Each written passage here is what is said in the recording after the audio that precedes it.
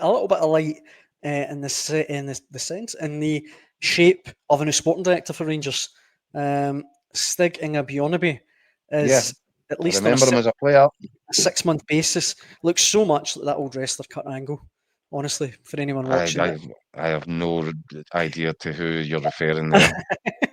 I used to watch the WWF back in my youth, and Oh wow, man! Some things you want to think about. There's a thing you can do, Dan. It's actually sort of a vet your own comments before your mouth. Filter them or something. No, but Why are you I'm bringing telling it the up. world that you watch the wrestling?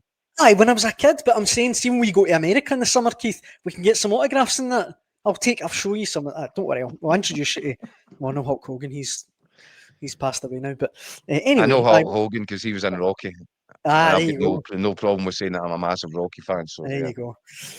But Stig Inge Bjørnebye, to get back to football, he's the new Rangers sporting director for 6 months at least. This is obviously a Kevin Thelwell replacement.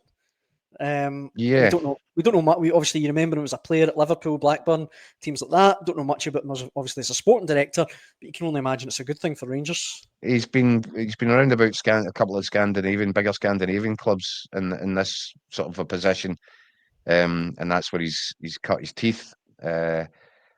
Look, I might be a million miles out here, but it feels to me, my concern would be that this could be another Greta Steinson production. That Greta Steinson has kind of not sanctioned but championed this idea. And I've said previously, if I was Andrew Kavanagh and the American guys in there just now, I would need to be very careful about the advice that I was getting when it came to making appointments, because whoever it is they've been listening to over the previous while has sold them a variety of pups. And I think Greta Steinson's been a central character in all of this. Perhaps that's why this looks, it's almost like a trial basis, doesn't it? You got 6 months Yeah, to the end of the season. Let's see how it goes. Which tells you that there's an element of uncertainty about even now where Rangers are looking to go under Andrew Kavanagh. Even though he's cleared the decks essentially of the sporting director and the chief exec, there still seems to be a little bit of uncertainty around next steps and where they're heading. And I think that's understandable, in terms of that they've really had their fingers burnt. So is this Stig Inge Bjørnebye Greta Steinson's guy? Does that explain why? Do you know what? Well, they'll be handing out a massive contract here. You can get 6 months and see how it treat it goes. almost like a trial period. Aye. But I think Rangers certainly, it was a surprise to many when Andrew Kavanagh billeted Kevin Thelwell and Patrick Stewart, that there were some people around about the rest of the recruitment, most notably his best pal Dan Purdy, his son Robbie Thelwell, who were kept on. But we did say, or I certainly said at the time, I think you'll find that there will be more changes a little bit further down the line. I think what they couldn't do was empty out the entire department Yeah. at a time when you're coming up to a January transfer window. You had to have some sort of continuity in there. But I would expect change in the longer term, and maybe this is the first step towards that. What about But is he Greta Steinson's man or not? I don't know. We're about, Keith, to be joined from Prague by Record Sports Scott Burns. Just before we do that, though, you've written a column on Rangers, and we were talking last night about the fact that, I mean, it seems mad to me that arguably the worst Rangers team of all time, with the most disastrous start to any season they've had since, 1890s or whatever it was, there's 3 points behind Celtic tonight going into tonight's game, but you're not having it. You don't think you think this? They're 3 points behind Celtic going into tonight's game, and if they win at Tynecastle on Sunday, they'll climb to within 6 points of Hearts, but with a game in hand. And on that basis, and on the stats alone, Daniel, there's no other way of looking at this.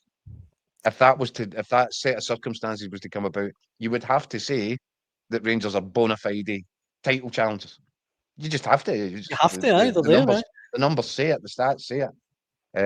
But I've kind of taken an alternative view, which is, and the stats are, first of all, if you look purely at the numbers involved, right? Because this is a nice, interesting moment to sort of examine it. Rangers were 8 games into the league season when Danny Rowell was appointed. He's now had 8 games of his own. Yep.